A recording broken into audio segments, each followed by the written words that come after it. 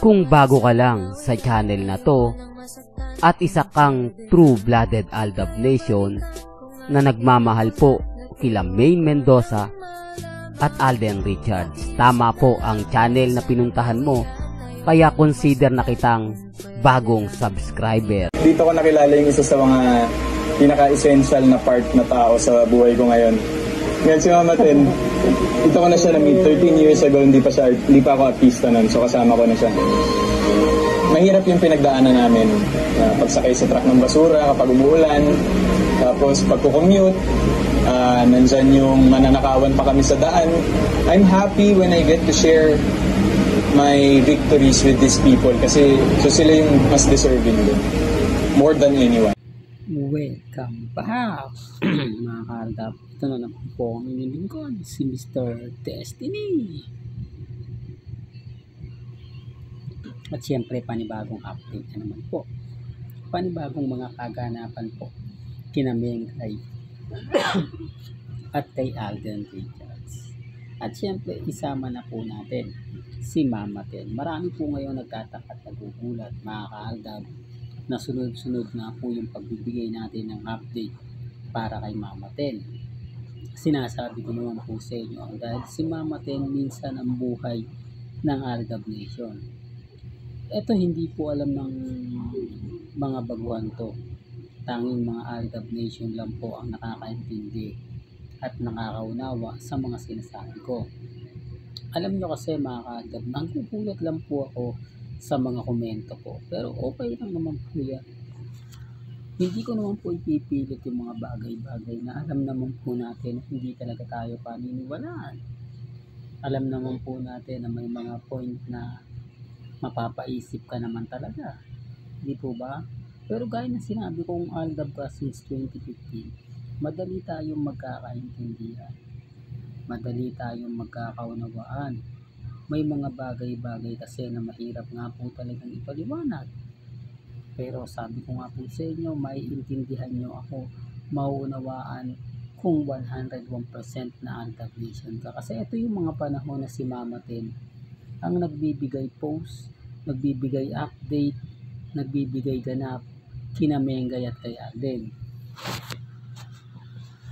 Isa po si Mama Ten sa talagang sinusubaybayan po ng Aldab Nation. Siyempre isa na rin po ako doon. Bukod po yan kina Jude Palaboy, Mama Eds, kay Nate Gonzaga.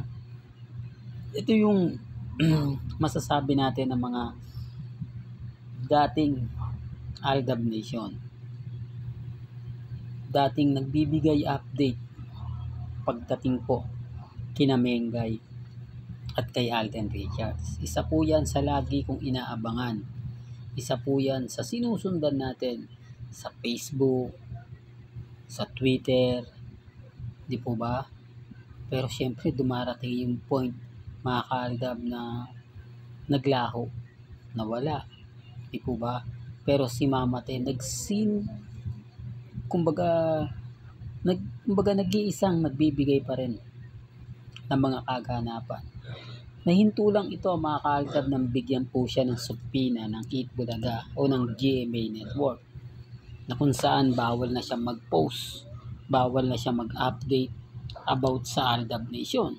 At binigyan na nga po siya ng magandang role sa Eat Bulaga, na kung saan alalay siya, di po ba, ni Boss Madam. Alam na, marami.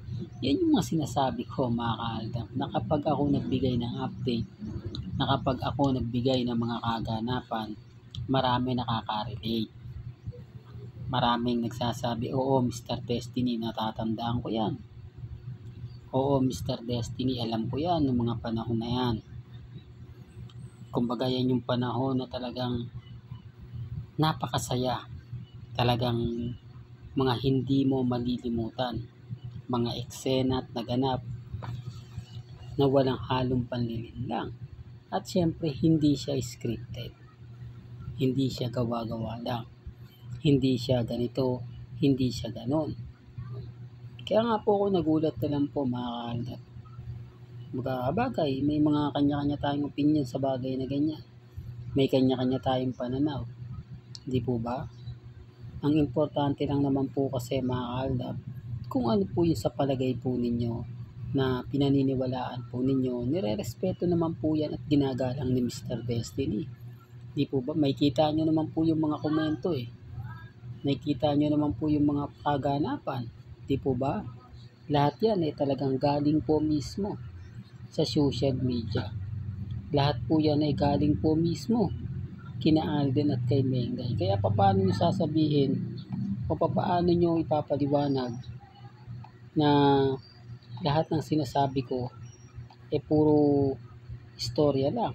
Di po ba? Kung isa rin po kayo sa mga nagsasabi at nagkukomento na hindi maganda at hindi kaaya-aya. Rintok kaya po ako nagulat na lang po mga kaaldab sa mga nangyayari ngayon at syempre nagaganap.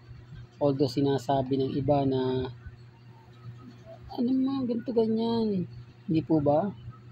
Kaya nga sabi ko sa inyo, may mga bagay-bagay po na relax lang po kayo at maging kampante. Di po ba? Malay nyo mga kaaldab, gulatin na lang tayo ng panahon. Di po ba? Gulatin na lang po tayo nila Mengay at ni Alden Richards. Na syempre yan din po yung gusto kong mangyari. Yan din po yung gusto natin maganap. Kaya po ako nagugulat na lang po sa mga nagpapakalat po ng impormasyon, sa mga nagsasabi po na fake news daw po tayo, na mga nagsasabing lahat daw po ng mga pinapaliwanag natin hindi raw po totoo. Di po ba? Paano hindi totoo? At paano lang sasabihin na yung mga pinapaliwanag ko hindi maganda at hindi kaaya-aya kung sila po mismo ang nakakapanood at nakakita. Kung sila po mismo ang nagsasabi ng ganito at nagsasabi ng ganyan. Di po ba? Hindi rin to mga kaaldab. Kaya nga po ko na nagre-react na lang po eh. Di po ba? Although sinasabi ng iba na hindi ganito ganyan Mr. Destiny, walang katotohanan yung sinasabi mo, puro ka lang paasa, puro ka lang ganito, lahat ng sinabi mo hindi maganda, walang katotohanan. Wala akong problema yun. Di po ba? Hindi po ako namimilit. Kasi ang daming sinasabi, ang daming pahayag na talaga naman pong mapapaisip ka. Na talaga naman pong kumbaga titignan mo at susuriin mo kung sino nga po ba talaga yung nagsasabi ng totoo at nagsasabi ng fake news. Baka sabihin nyo, hindi ganito eh. Ulitin ko, wala pong post si Mengay na ikay nagagalit po. O sabihin natin na walang ganap, walang update na magsasabi o magpapatunay na si Mengay at si Alden Richards walang relasyon. Yung tipong, hindi, yung ibig kong sabihin ng pinupunto natin na magpo-post si Alden na eto kami, ni Catherine, wala na kami ni Mengay, ganito ganyan. Tapos magpo-post naman po si Mrs. Polkerson ng masasaya at mga magagandang ganap. Pero wala eh. Di po ba? Wala po kayong nakikita. Wala po kayong napapanood. At siyempre, wala po kayong, kumbaga, may i-declare na galing po mismo sa social media account ni Mengay o ni Alden Richards. Para lang po malinaw. Para lang po klaro. Para lang po sa mga taong hanggang ngayon, inis na inis sa akin. Galit na galit sa akin. Pinapaasa mo lang yung mga mamis, mga titas. Alam niyo, galing naman po ito sa mga taong nagmamahal kay Maine. Nagmamahal kay Alden. Sinishare ko lang po sa inyo. Hindi po ba? Ako po yung puntahan nila. Pero ang masakit dito mga kaaldab, ako rin po yung unang-unang binabash. Lalo na nga po pagdating kina Alden at kay Mengay. Real to kaya mga kaaldab. Yan po yung katotohanan na hindi niyo po naintindihan. Yan po yung katotohanan na mahirap po talaga ang maging Aldab Nation.